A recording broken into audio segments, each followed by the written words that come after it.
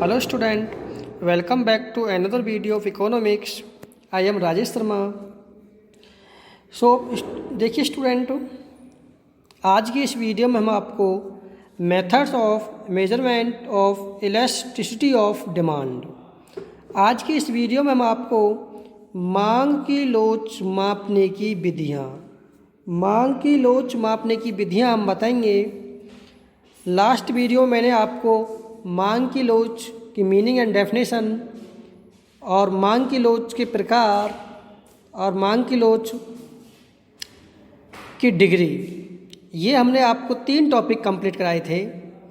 देखिए स्टूडेंट, इस वीडियो को सुनने से पहले लास्ट वीडियो भी, ये जो तीनों टॉपिक्स मैंने बोले हैं इनकी वीडियो भी अच्छे से समझ लें, तभी ये पॉइंट्स या ये वीडियो जो आपको मैं बना रहा हूँ ये समझ में आपके आएगी. क्योंकि आपको जब तक ये पता नहीं होगी कि मांग की लोच होता क्या है या इसकी डिग्री कौन सी हैं, तब तक आपके मांग की लोच मापने की विधियां समझ में नहीं आएंगी. देखिए स्टूडेंट, मांग की लोच मापने की 3 विधियां होती हैं. पहली विधि है कुल व्यय रीति, टोटल एक्सपेंडिचर मेथड. सेकंड, प्रतिशत रीति, परसेंटेज मेथड. थर्ड, बिंदु रीति, पॉइंट मेथड. देखिए स्टूडेंट, मांग की लोच मापने की विधियों में हम पहला पॉइंट एक्सप्लेन करेंगे, टोटल एक्सपेंडिचर मेथड. ये आपको पता ही है स्टूडेंट. देखो, मांग की लोच होती क्या है मैंने पहले ही बता दिया आपको कि जैसे मांग का नियम हमें ये बताता है कि गिरते हुए मूल्य के साथ साथ मांग की मात्रा बढ़ती है और बढ़ते हुए मूल्य के साथ साथ मांग की मात्रा घटती है. लेकिन हमें ये नहीं बताता है कि प्राइस के चेंज होने से डिमांड पर कितना प्रभाव होता है, या कितनी डिमांड घटती है या कितनी बढ़ती है, किस अनुपात में डिमांड चेंज होती है. इस चीज़ का पता हमें मांग की लोच, इलास्टिसिटी ऑफ डिमांड से पता चलता है कि किसी भी कमोडिटी के प्राइस के चेंज होने से डिमांड में किस अनुपात में परिवर्तन होता है. जैसे कि फर्स्ट पॉइंट है कुल व्यय रीति. देखिए स्टूडेंट, इस मेथड में या इस विधि में हम ये देखते हैं कि प्राइस के चेंज करने पर जो कंज्यूमर है वो अपने टोटल एक्सपेंडिचर पर क्या प्रभाव डालता है. तो देखिए स्टूडेंट, इस विधि में हम करते क्या हैं कि जब किसी भी कमोडिटी का प्राइस चेंज होता है तो प्राइस चेंज होने से पहले कोई भी कंज्यूमर उस वस्तु पर कितना एक्सपेंसेस करता था, या प्राइस चेंज होने के बाद कोई भी कंज्यूमर उस किसी भी वस्तु पर कितना एक्सपेंसेस करता था. जैसे फॉर एग्जांपल हम आपको बता देते हैं. जैसे देखिए स्टूडेंट, फॉर एग्जांपल आपको ये है कि कोई भी कंज्यूमर है, जब किसी भी कमोडिटी का प्राइस 6 रुपये था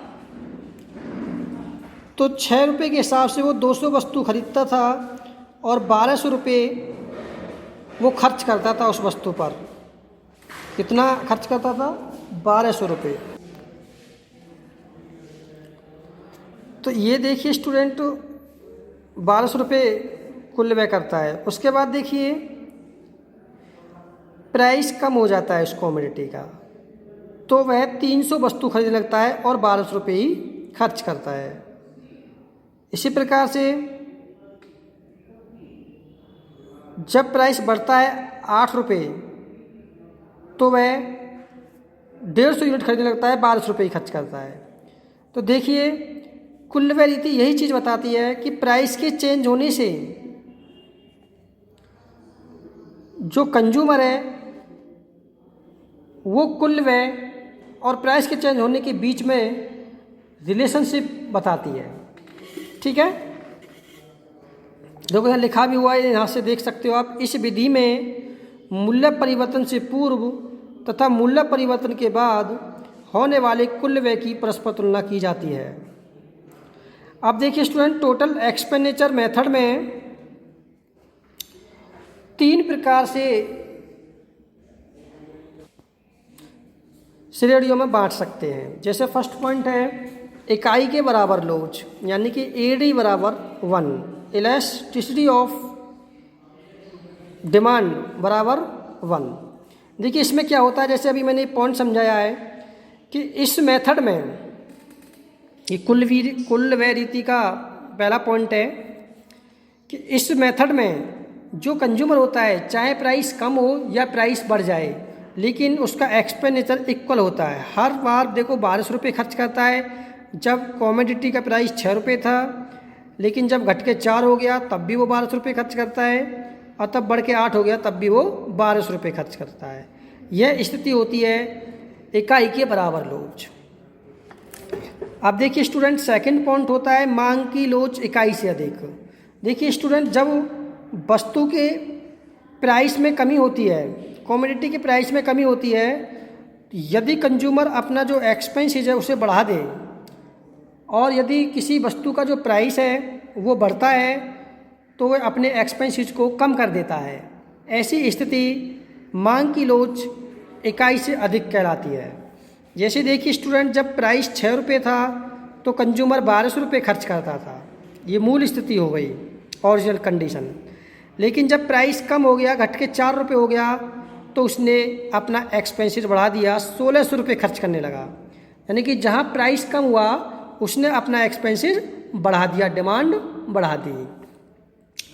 और जहाँ प्राइस बढ़ गया तो उसने अपनी डिमांड कम कर दी, यानी कि अपना टोटल डिमांड भी कम कर दी और टोटल एक्सपेंसेस भी कम कर दिया। तो ऐसी कंडीशन में मांग की लोच इकाई से अधिक होती है।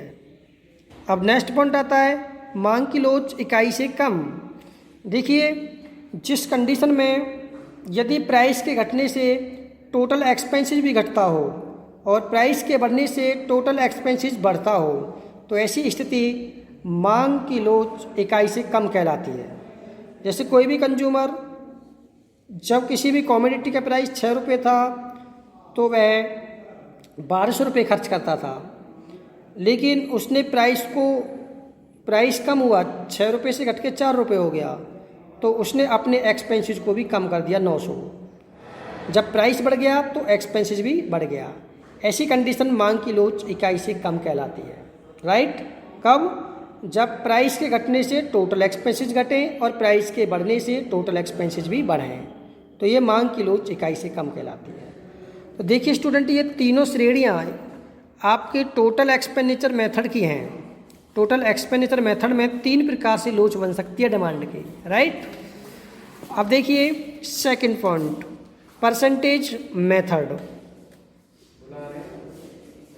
परसेंटेज मेथड में इसमें क्या होता है स्टूडेंट, यह method percentage change in demand upon percentage change in price के बीच में रिलेशनशिप रिप्रेजेंट करता है।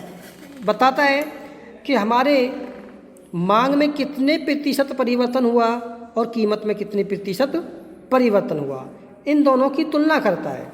जैसे फॉर एग्जाम्पल, हमारी किसी वस्तु की डिमांड में 25% का परिवर्तन होता है और प्राइस में 15% का परिवर्तन होता है, तो ये आपका अनुपात हो गया।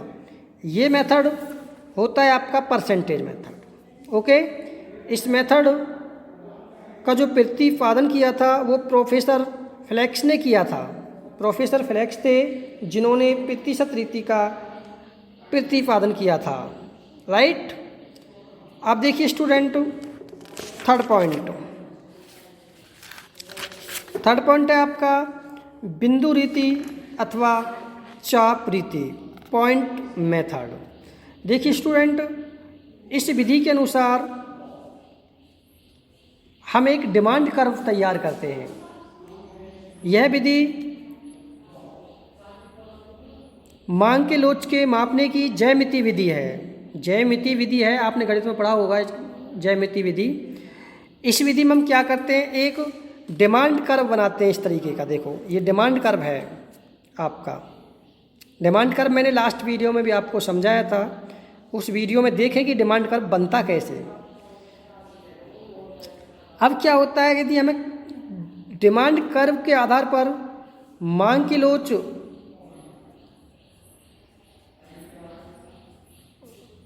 लोच हमें फाइंड करनी है, ज्ञात करनी है, तो हम क्या करेंगे, सबसे पहले नीचे वाले बिंदु को देखेंगे, यानी कि लोअर सेक्टर, स्पर्श रेखा से नीचे का भाग, जो नीचे का भाग होगा। उसके बाद हम स्पर्श रेखा से ऊपर का भाग देखेंगे, जो ऊपर वाला भाग होगा।